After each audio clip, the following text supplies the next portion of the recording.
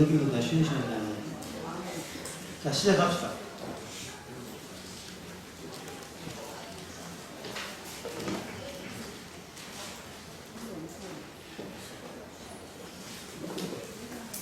세 번째 시작하겠습니다.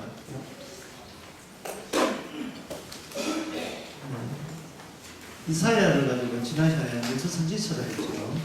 문지선지서와 그리고 기적선지서, 신선지자의 그 차이점이라는 것을 다시 한번 말씀드리고 이렇습니다. 기적선지자는 아직 가능성이 있어요. 왜 12층이 안에 있는 거예요? 12층. 근데 문서 선지자는 예, 가능성이 없습니다. 왜냐하면 문서 선지자 할 때는 이스라엘이 철저하게 외부 세력에 의해서 외부 세력 먹구름이죠. 예, 일종의 장바퀴 먹구름 외부 세력에 의해서 철저하게 이게 포획당했다. 포획당한 상태이기 때문에 이스라엘이 나타내고 있는 이 현 상황이 어떤 상황이냐 하면은 악한 외부 세력에 의해서 철저로 포획당하고 통치받을 만한 그러한 성결을 지니고 있었던 거예요. 그래서 이 가능성이라는 건 없습니다. 그냥 이스라엘은 계속 눌리고 있어야 돼요. 그렇게 이사야에서는 아수르라는 이러한 그 제국에 대해서 그 압제를 받는 입장이 있는데요. 압제를 받는 입장이 있는데 이사야가 이름도 어려워요. 디글랏,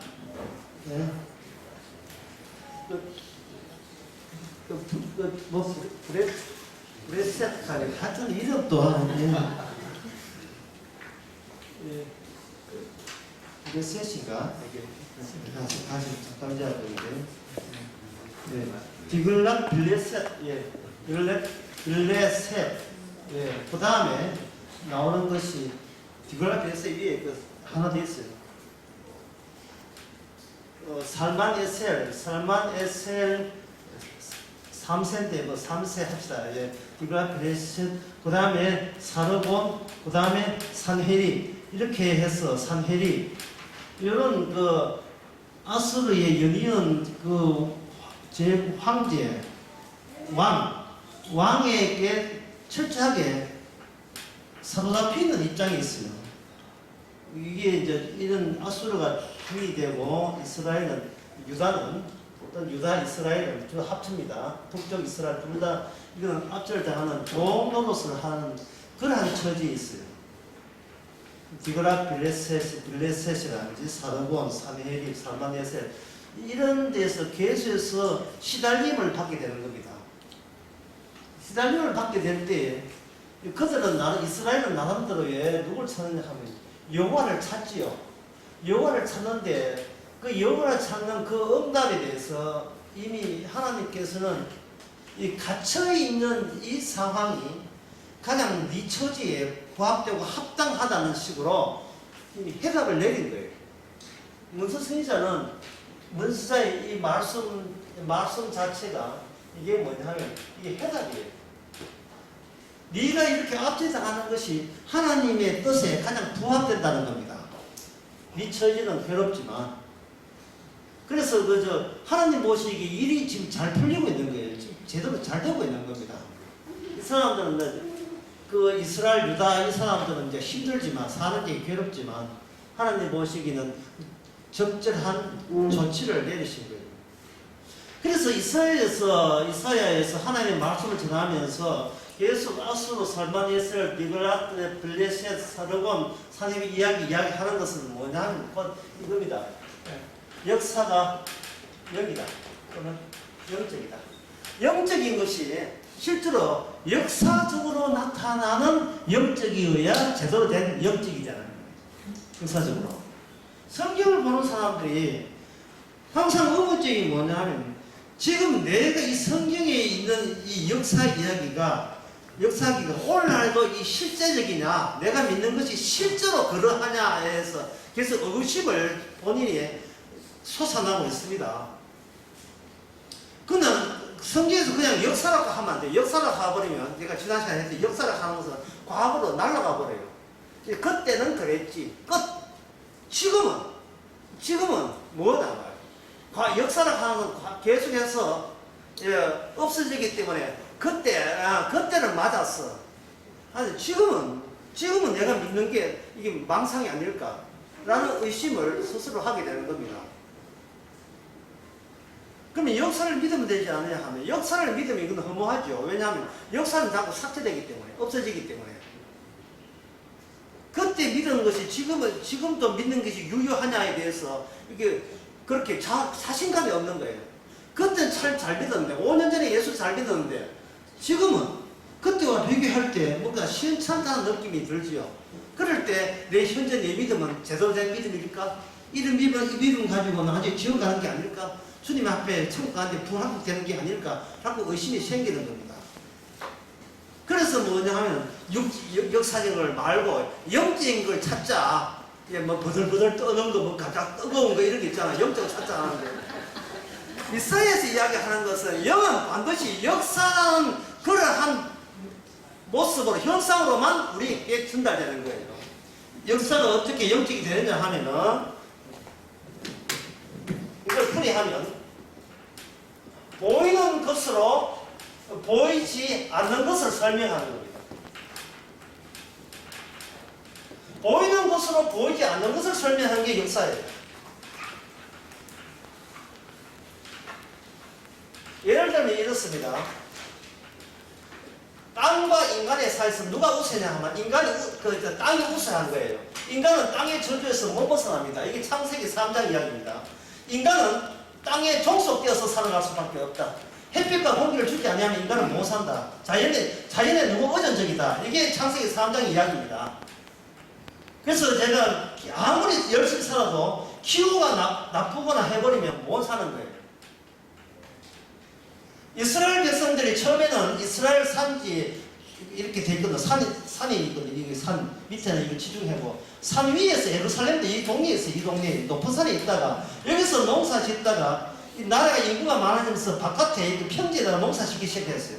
농사 지으면서 여기서 아까도 이야기했지만 왕의 입장에서는 국력을 신장하기 위해서는 외화를 많이 벌어와야 되기 때문에 농사를 지을 때 자급자족에서 벗어나서 다른 나라에서 요구하는 특화 작물을 계획적으로 이렇게 정책적으로 실시를 하게 됩니다.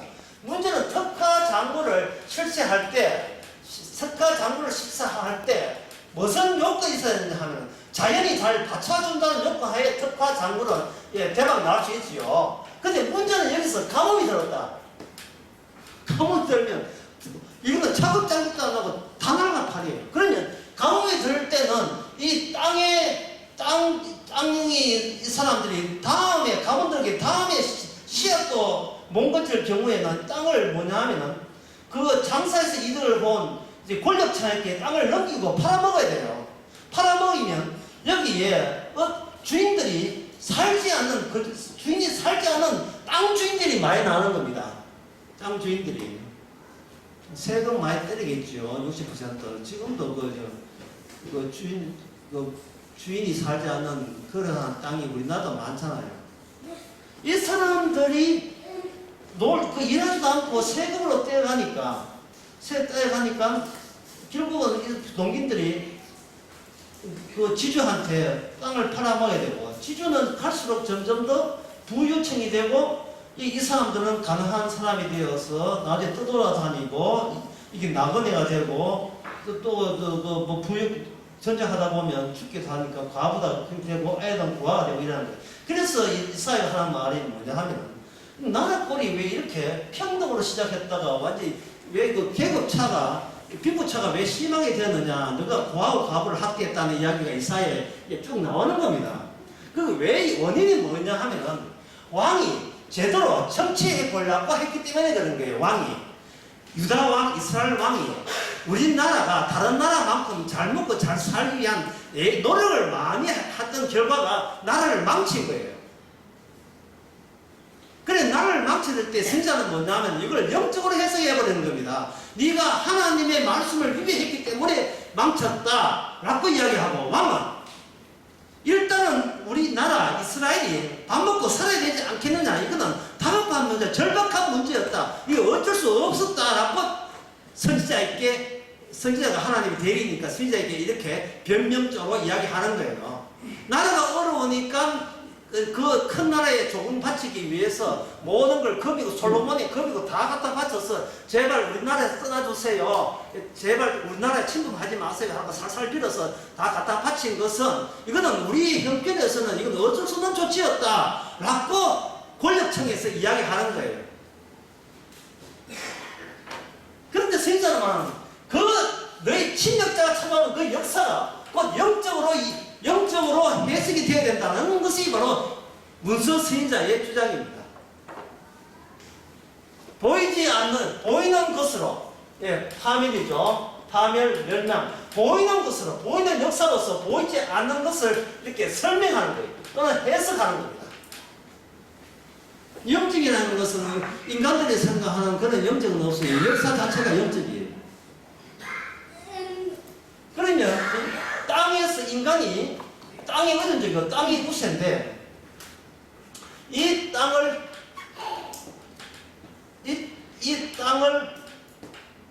바다에서 올라온 것들이 바다에서 살면 되는데, 바다의 괴물이 땅을 접수를 한 거예요. 땅을 이렇게 점령을 해버린 거예요.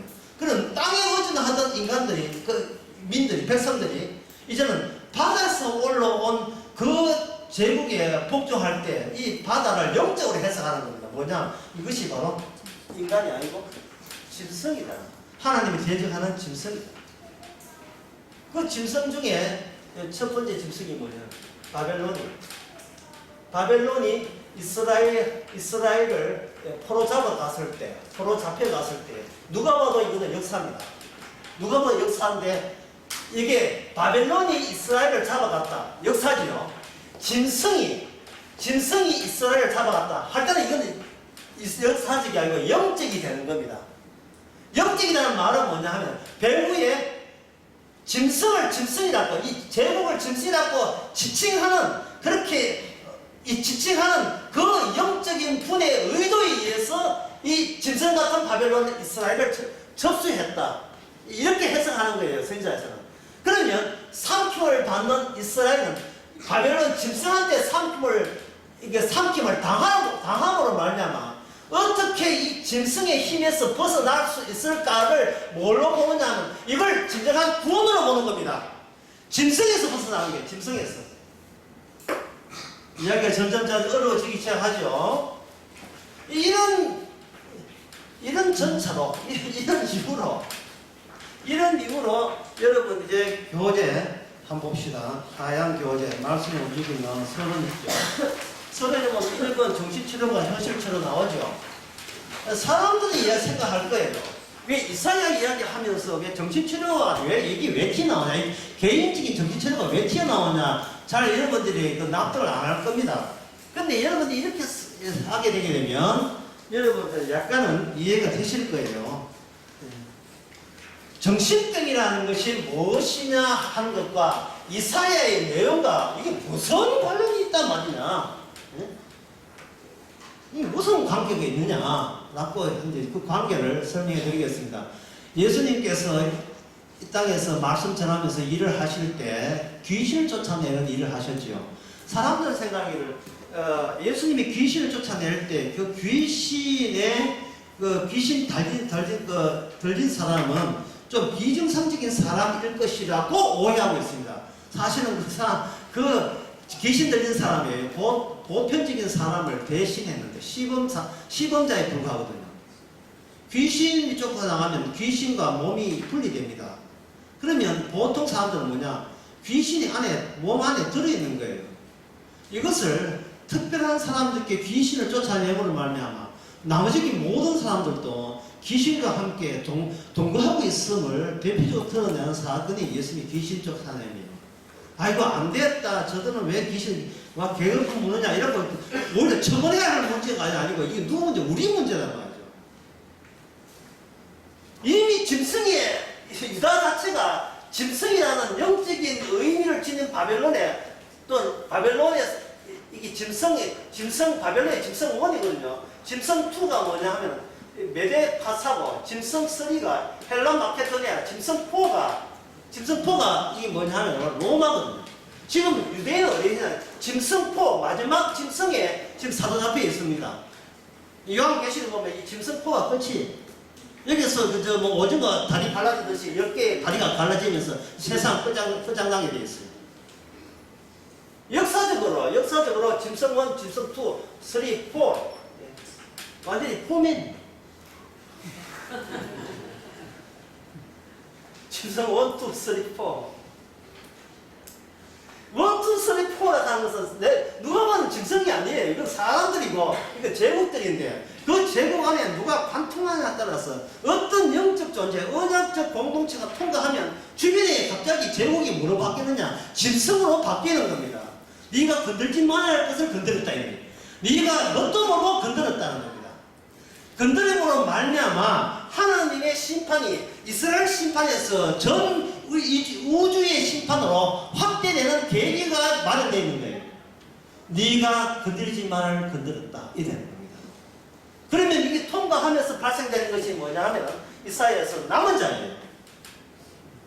이스라엘에서 남은 자라 하는 것은 뭐냐 하면 그들이 바벨론에 갔다가 다시 약속의 땅 가나안 땅에 포로 잡혔다가 70년 만에 돌아온 자들이 남은 자예요. 자, 이 남은 자가 어디 가느냐? 지옥 갑니다. 놀랍게도 이사야가 보여주는 반전이에요. 우리가 남은 자는 하나님의 언약대로 포로 잡혀서 돌아왔기 때문에 우리는 이제는 이 약속의 땅에서 하나님의 천국 갈 것이다 하는데 그 이사야 마지막에 나오는 이가 불구덩이에서 드는 자는 누구냐 하면 바로 남은 자예요.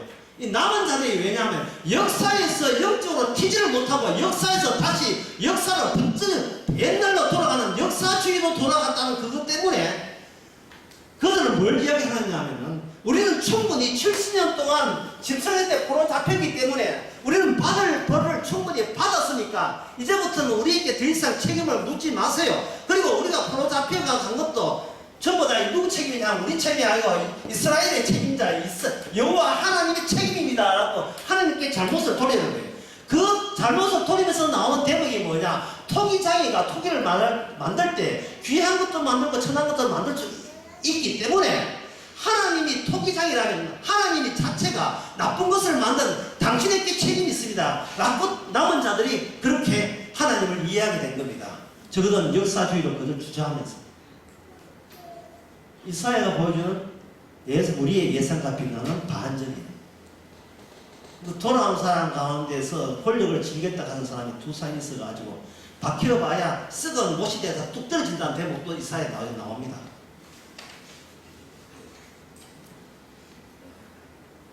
그들이 아는 것이 과거에 비참했던 역사이기 때문에 이제 후손들은 그 역사적 사명을 띠고 옛날에 우리가 너무나 치욕스러운 역사를 생각해서 이제는 다시 죽창 들고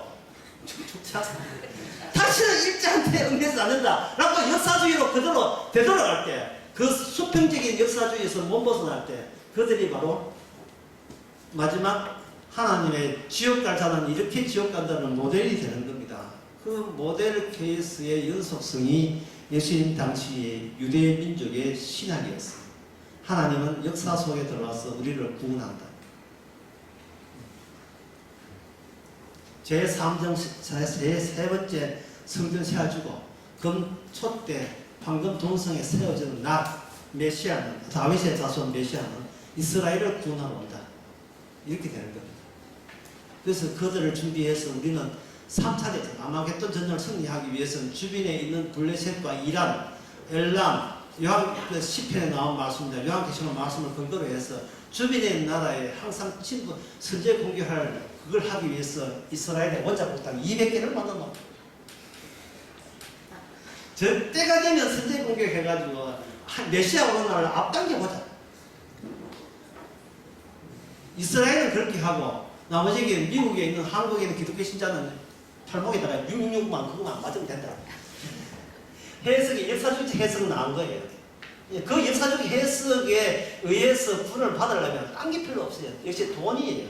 돈을 해가 벙커 작업에 나서야 되는 겁니다. 생수 한 1년치 분, 비상생량, 구급, 비상용 구급약, 예, 그리고 남들이 그걸 또 가지고 올 줄 모르게 기관단총에 총알 2,000개 뭐 이런가. 그렇게 해서 마지막 때에 깨어있는 자는 한번 살아보자. 지금은 깨어야 될 때다. 아침 밥 먹고 자지 마시고 깨우세요. 도저히 언제 올지 모르니까.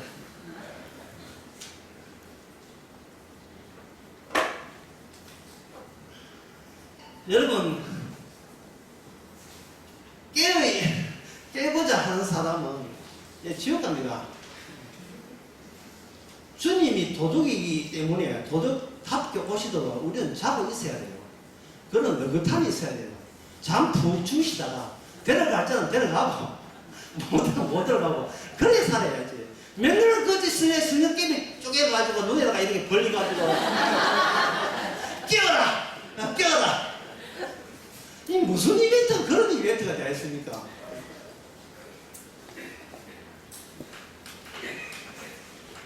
이러한 이 증성의 영적 요소가 인간을 다 지배하게 될 때, 귀신, 악마적인 짐승과 관련된 악마적인 요소가 이게 범람하면서 하나님께서는 인간을 볼 때에 역사적으로 메시아가 온다고 그들의 동의한 것이 아니고 역사적으로 오는 것이 아니고 스톱시키는 지금 하늘나라는 지금 내가 말할 때 내가 하나님의 말씀으로 성령을 임해서 일할 때 지금 이 순간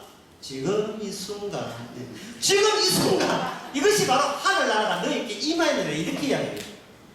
분리될 때 우리가 내가 누구와 함께 동고동락했는가가 그 정체가 탄원할 때 그게 바로 하늘나라에 들어온 순간이다 이 말이죠. 그러면 여기서 그동안 어떻게 해서 이 역사주의가 역사성이 인간을 그렇게 철두철미하게 감추고 실상을 감추고 진리를 감추고 복음을 감추면서 성공할 수 있었는가? 그 성공했다 하지만 성공을 못하죠. 인간에게는 미흡함을 자꾸 느끼기 때문에 그렇습니다. 그래서 이 정신병이라 하는 것과 다르고 정신병이라 하는 것은 온전치 못한 것에 대해서 심히 힘들어하는 현상. 내가 온전치 못한 것에 대해서 굉장히 불편해하고 참을 수 없어 하는 정세. 이게 정신병입니다. 내가 온전했으면 좋겠는데. 미쳤어, 진짜. 그게 온전했으면 참 좋겠는데. 그러니까 이거 정신병자가 누가 정신병자입니까? 에브리바디. 모든 사람이 정신병자예요. 모든 사람이. 한순간도 쉬지 않고 온전함을 위하여 전력 투구를 하는 거예요. 모자람이 없이. 모자람이 있다는 것은 내가 용서가 안 돼. 내가 참을 수가 없어. 내가 완벽하지 않은 것은 내가 도저히 봐줄 수가 없어. 경상도 말로 미친 개입니다. 근데 이 미친 개가 사는데 이 미친 사람이 모두 다 미친 사람이에요. 모두 다. 자기가 몰입하는 그 일을 통해서 절대성에 접근하려고 하고 그 절대 내 하는 일이 완벽을 하는 어떤 직업이든 상관없어요. 치킨집 하든지, 커피 편의점을 하든지, 커피 전문점을 하든지, 직장생활을 하든지, 목줄을 하든지, 자기 하는 일이 계속해서 미흡함이 남고, 그 미흡함에 대해서 마냥 채우지 못해서 환장을 하고 살아가는 사람들, 그거는 직업과 상관없이 집에서 노는 사람도 한 것이, 노는 사람도 마찬가지예요. 얼마나 더 완벽하게 놀아보자. 내가 게으름뱅이라는 소리 안 들으면서도 놀기는 철저하게 스케줄 짜서 계획적으로 놀아보자 하는 그러한 최고 놈의 진술을 보여주겠다. 노는 것의 달인되기. 이러한 식으로. 특히 그 주부들이 애 키울 때 이런 현상 많이 나죠. 내 애가 참 남들 보기 잘 키웠다. 참 엄마가 아들 하나 참 똑소리하게 키워줬네. 라는 소리를 들을 때까지 나는 모든 뼈를 깎는 노력을 하겠다는 거예요. 이 정신병입니다. 아들은 신났어요. 엄마의 그 약점을 부여잡고 평생 엄마 아빠의 빼볼 거 다 빼먹고 있습니다. 싱글벙글거리면서. 나는 엄마의 약점을 알고 있어. 내가 어떨 때 엄마는 환장하지를 너무 잘 알아. 애들은 그것만 발달했어. 딴 거 다 아무것도 발달했어. 그것만 발달한 거야. 그것만. 딴 거 발달하지 않았어.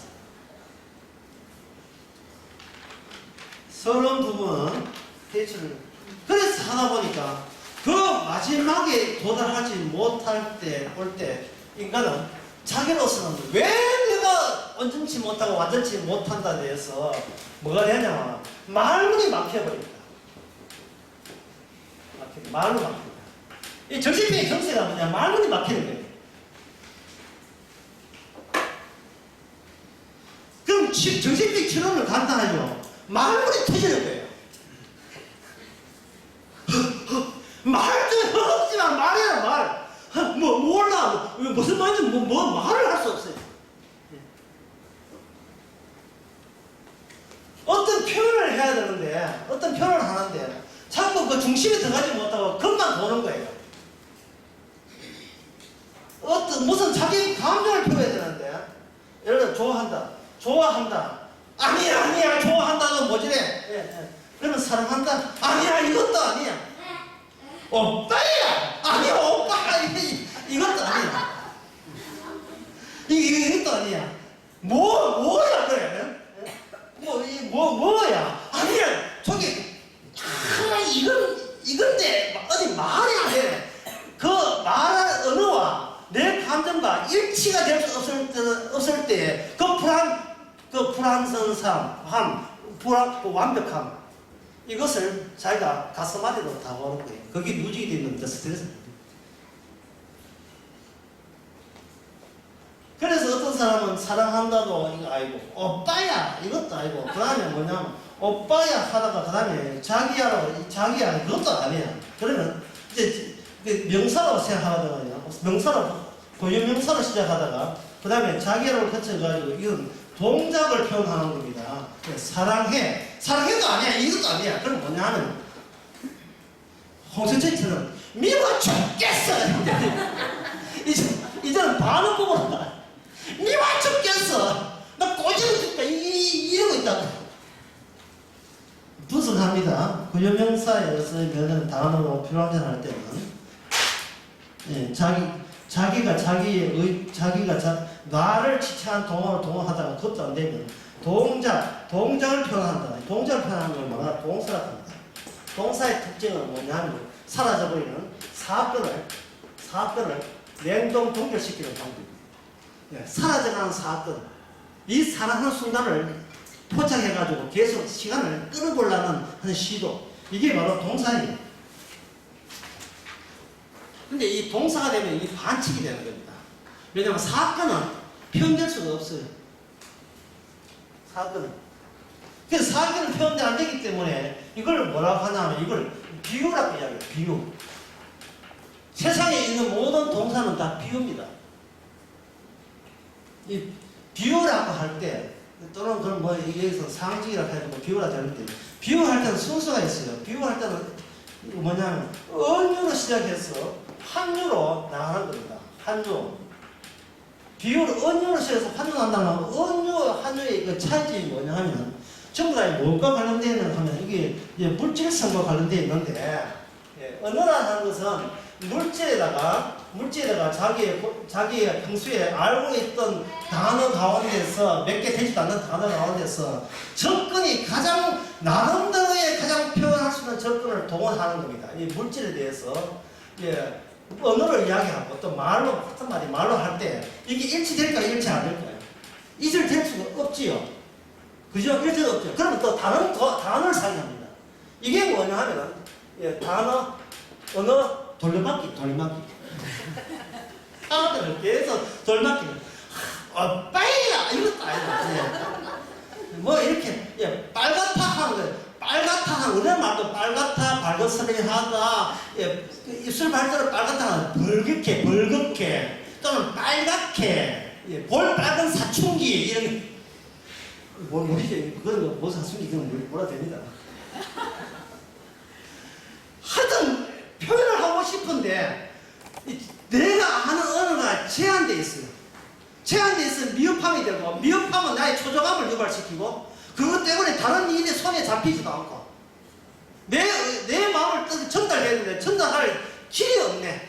길이 할 때는 모든 것이 비유가 되는데, 비유는 언어에서 환유로 가는 겁니다. 언어는 물질화시키는데, 간접적으로 물질화시키는 게 언어고, 직접적으로 물질화시키는 것도 환유로 하는데, 이래 말해가지고 어떨지 모르겠지요. 자, 쉬운 예를 합시다. TV나 영화에서 실험여행 가가지고 두 남녀가 잠자리를 같이 할 때, 언어를 표현한다는 뭐냐 하면 물방울을 두 개를 만들어 놓고 물방울에 하나를 합치질 때 이게 언어라는 겁니다. 간접적인 물질이에요. 그런데 직접적인 물질 표현은 뭐냐 하면 침대 곁에 옷들이 막 흩어져 있을 때 이걸 환절하게 해요. 이게 무슨 뜻인지 조금 이해되십니까? 인간은 어떤 정통으로 표현할 수 있는 재주가 없어요. 왜? 귀신 들리기 때문에. 말문이 막히는 거예요. 교재가 몇 페이지 하는 거죠? 교재가 2페이지 하는 거죠. 2페이지 위에서부터 6, 7, 8, 9, 18번째, 제가 간단한 이야기 합니다. 18번째. 새로운 자기 설명을 성사시키는 것이 치료의 핵심입니다. 치료하는 것이 뭐냐면 말문이 막혀있을 때, 술술술 마음이 열릴 때, 그거 정신병 치료된 거예요.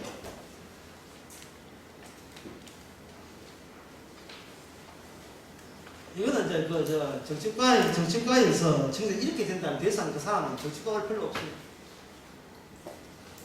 사람이 한이 맺히고 억울한 일을 당할 때 많은 억장이 무너진다 하죠. 확 갇혀있어요. 그러면 그 정신과에서 어떻게 하냐면 네가 지금 표현하는 것을 적절한 단어를 본인이 구사할 수 되게 되면 그 사람은 이제 치료가 되기 때문에 더 이상 병원에 올 필요가 없습니다. 1페이지에 교재 1페이지 위에서 이것도 한 20쪽 한번 볼까요? 그러면 왜 그 단어를 구사해서 소갈이 하고 있고 왜 구사를 못해 힘들게 하느냐? 주체가 자신의 욕망이 신화가 올라가는 거예요. 이게 자기가 생각했던 세계관이 이게 엉터리고 현실과 부합되지 않는 것을 인정하고 깨끗이 인정하고 그 자기가 지금껏 구성해 놓은 모든 세계관을 가차없이 버릴 때 그 사람 비로소 새로운 마음이 열리는 겁니다. 나는 저 남편과 살아야 돼, 반드시 살아야 돼 하는 남편이 있고 나아갔을 때 남들이 얼마나 행복한 가정이냐 생각하게 되냐 하는 그 기존의 나의 세계관이 현실에 있는 그 부부 사이의 갈등을 할 수도 없고 점점 더 문제를 발생시킬 때 이거는 놓으면 되는데 놓지를 못하는 거예요. 기존에 내가 생각했던 그 신앙, 세계관을 그래서 어쨌든 간에 과거 것을 보상받기 위해서 했을 때 그 의사 하는 말이 환자분 우리 셔러셔 합시다. 마치 결혼하기 전처럼 그 한마디 맞아 내가 지금 되지도 않는 걸 쥐고 있었구나. 그 놓는 순간에 그동안 배제되었던 단어들이 막 나를 하여금 재구성하기 위해서 찾아오는 거예요. 그러면 이제 치료가 된 거예요. 이혼하고 안 하고는 그거는 상관없어요. 내가 해서는 안 된다가 나를 힘들게 했지 이혼 되고 안 되고는 그거는 문제가 아니에요. 무슨 뜻인지 아시겠습니까? 이혼을 하냐 안 하는 것은 그건 시답지 않은 샤리아의 문제였던 거예요. 다만 나는 이혼자가 되었으면 안 된다는 그것이 나한테 응합을 했고 그 탓을 전부 다 아내 탓, 남편 탓으로 돌리는, 그래서 뭐가 완벽을 추구하고자는 내 마음 심보 자체가 내 중심에 내가 이미 하나의 짐승이 되어 있습니다. 짐승, 괴물이 된 거예요. 원래 자리를 찾아가지 못하고 지금 떠돌아다니는 유행하는 세계관 하나 내 것 만들어서 그것이 내 몸과 어울린다고 억지를 부리면서 뭔가 기존에 남들이 갖고 있는 세계관과 이걸 타협을 하고 억지로 그것을 구성하려고 하다 보니까 나중에는 그 한계에 이르러가지고 폭발해버리는 겁니다. 내 인생 살면 되는데, 내 인생 산다는 것은 결혼하고 하냐 아냐 그거 아무 상관없는 거예요.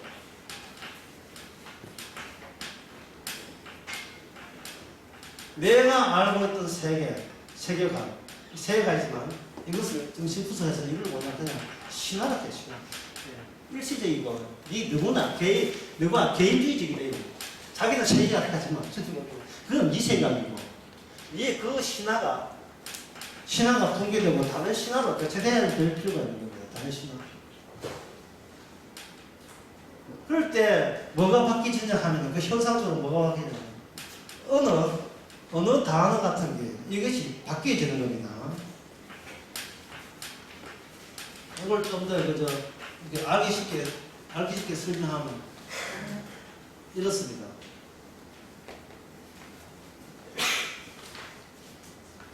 인간들의 표현은 날아다니는 그 단어 같은 것을 조립해가지고 나만의 세계관을 구성합니다. 단어들. 근데 이 단어들이 자기가 만든 것이 아니고 날아다닙니다. 현재 이제 통용되는 세계관 속에 필요한 것을 가지고 자기 세계관을 이제 구성을 한 겁니다. 그렇다면 이게 굉장히 이렇게 되면 이게 뭐냐 하면 이게 역사적이 되죠. 역사가 되는 거예요. 근데 이 역사에서 아까 이제 하나님의 그 모든 계획이 역사 속에 있으면서도 역사가 해명되지 않은 식으로 등장한다 했지요. 벌써 주무시면 저 올라오면 몇 분 나오면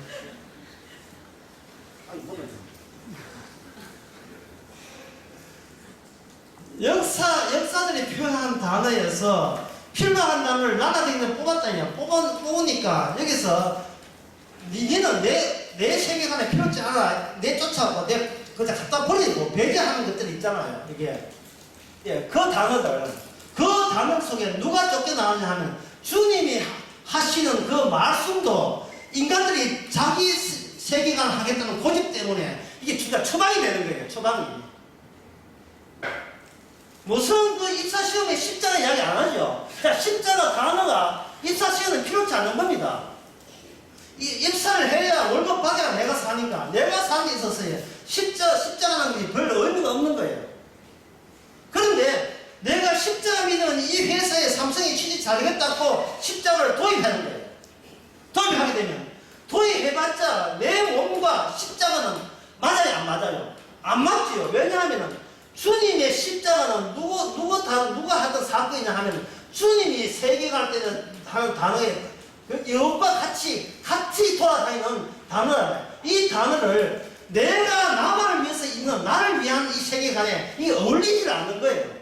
그러니까 입사한 지 한 3개월도 안 돼가지고 기독교 신자입니다. 십자입니까? 아닙니다. 나 기독교 몰라요. 나 주님 누구지도 몰라요. 이게 십자를 왜 쫓아야 성진이에요. 성진이. 나는 기독교 신자이기 때문에 술 안 먹다 하다가 나 성진이 누락되니까 술 먹습니다. 잘 먹습니다.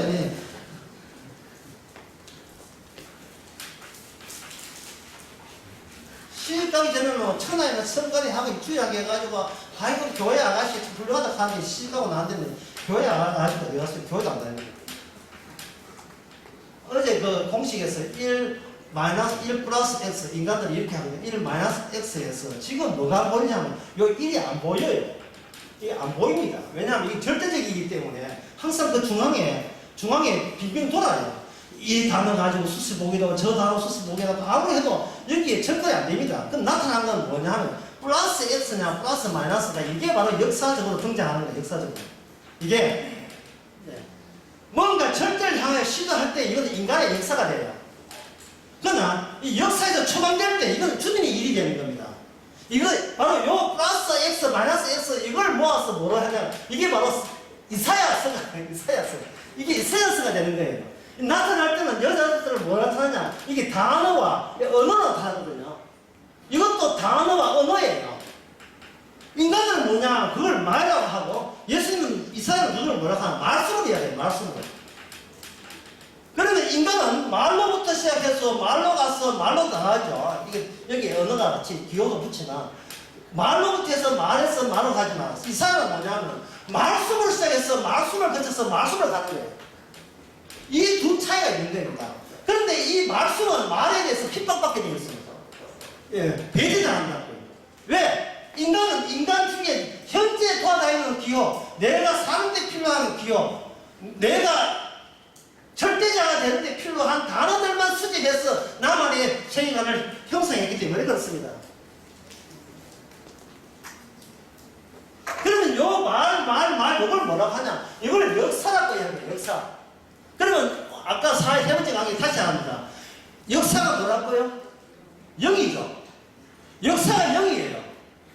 사람들이 이 말과 말 역사 속에서 구원을 받고 싶으니까 역사 플러스 뭐라 하면 역사에서 초월하는 초월 세계를 구성한 겁니다. 그러면 역사 플러스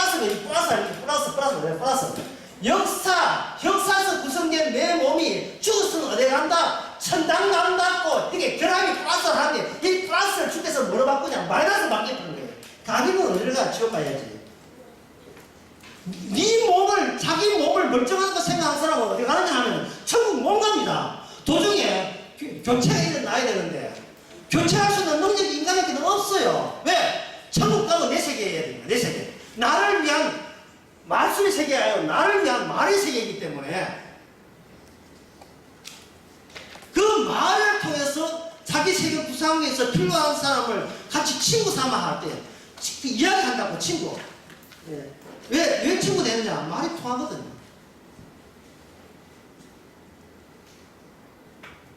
통한다고 착각하죠. 통한다고.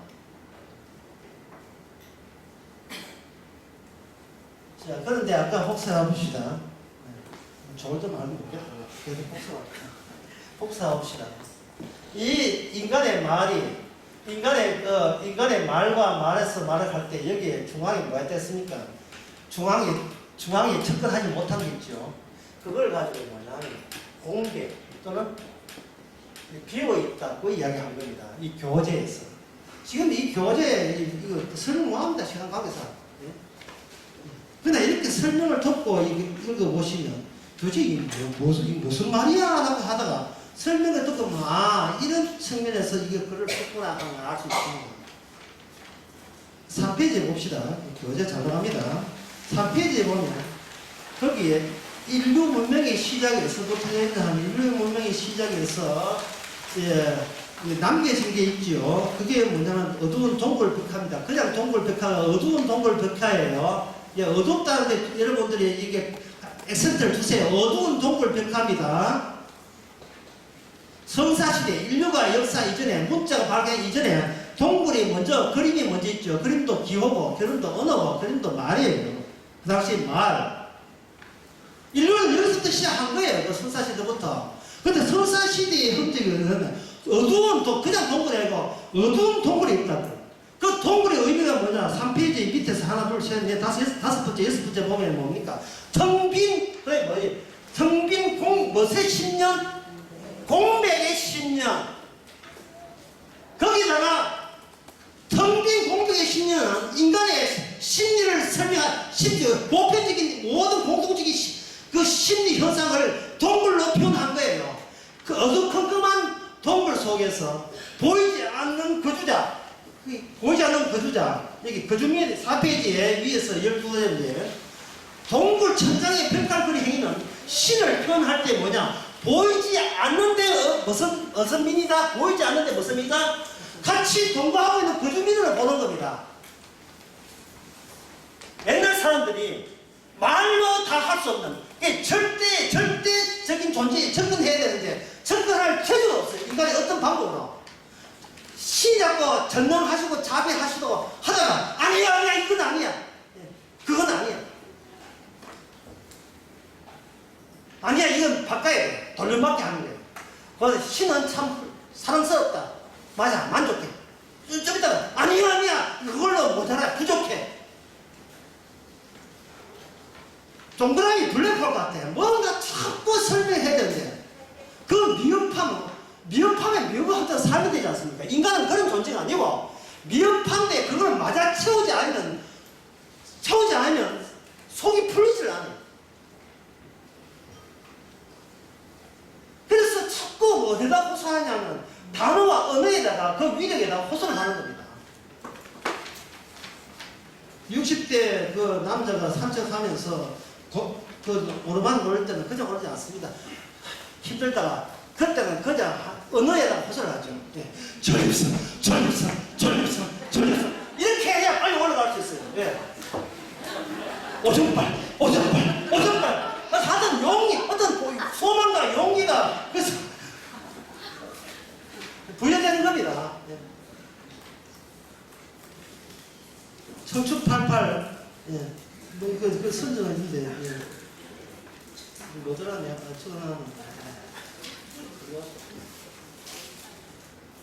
네, 청춘 88 18m 플러스 88 이럴 때 벌써 자기 운동의 목표는 이루어지는 거예요.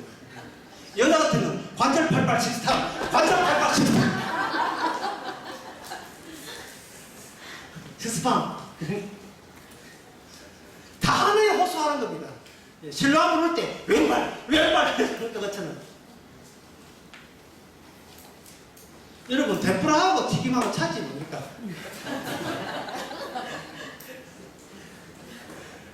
일본 사람 먹을 때는 덴푸라하고 한국 사람은 튀김이 되거든요. 덴푸라에 튀김은 차이가 없어요. 어떤 물질에 고유명사를 붙인 것이 이렇게 오죽에다가 노란 거 입혀가지고 기름에 튀어내릴 때 사람은 그걸 이름 붙여요. 덴푸라 일본 사람은 우리는 튀김 이렇게 붙이죠. 그러면 튀김이 그 튀김이냐? 튀김은 튀김이 아니에요. 왜? 튀김은 물질은 따로 있고 적당한 단어가 나오기 전에 임시로 튀김이라고 하는 거예요. 임시로 튀김이에요. 그러니까 그 미흡함이 있는 거예요. 그래서 둘레전은 찬스로 말하기를 인간의 그 언어가 물질을 죽인다. 단어가 인간을 죽이는 거예요. 왜냐하면 언어를 구사할 때 누구 중심이냐면 나 중심이거든요. 나는 뭡니까? 나는 물질이잖아요. 물질을 보면서 이쪽 물질 개무시하고 이쪽 이름 허창한 내 물질만 돋보이기 위해서 저쪽을 밟아버리는 겁니다. 창세기 2장에서 하나님께서 아담에게 뭘 붙이라 했습니까? 이름을 붙이라 했죠. 이름을 붙이되 그 이름은 그냥 명사예요. 명사인데 인간들은 거기서 명사에서 머물지 못하고 어디서 끝나느냐 하면 이걸 동사까지 나왔다는 것은 이건 벌써 반칙이죠. 동사는 아까 예를 복습하셔서 동사는 무엇을 붙잡는 것이다? 이미 사건을 붙잡기 위한 명사는 뭡니까? 존재죠. 있음을 대해서 표현할 때 있음이 표현하는 거고 이거는 사건은 표현할 때는 동사가 되는 거예요. 동사는 이 뭐냐면 그냥 이게 은유성 그냥 상기 비유에 불과한 겁니다. 헛바람이에요. 그냥 아무것도 아니라니까요. 자기 변명으로 사용하는 게 동사는. 사랑한다, 좋아한다, 얼음만큼, 하늘만큼, 땅만큼, 하늘이 환희했던. 그래서 자기의 마음을 표현하기 위해서는 물질로 대체할 수밖에 없어요. 내 사랑해. 그럼 저거 사줘. 백화점에 사주지. 그 다음에 저 가방 사주는 거야. 아예 봉을 뽑으면 속으로 구중구중하지 않아서 참지요. 왜 사랑한다고 말을 해놨지. 그러면 또 저거 사줘. 또 북한 같아. 무죄가 저거 사줘. 정치적 바람만 하는 거. 저거 사죠. 너무 심한 거 아니야? 이 나오죠. 너무 심한 거 아니야? 갑자기 사랑한다는 동사에서 그 사랑의 접근이 불가능하죠. 이제는 화를 내죠. 그거 봐야 내 사랑하지 않잖아 라는 결론을 내릴 때 이미 사건은 사랑하지 않는 걸로 종료되었습니다. 그리고 우리의 강의도 잠시 붙이시죠.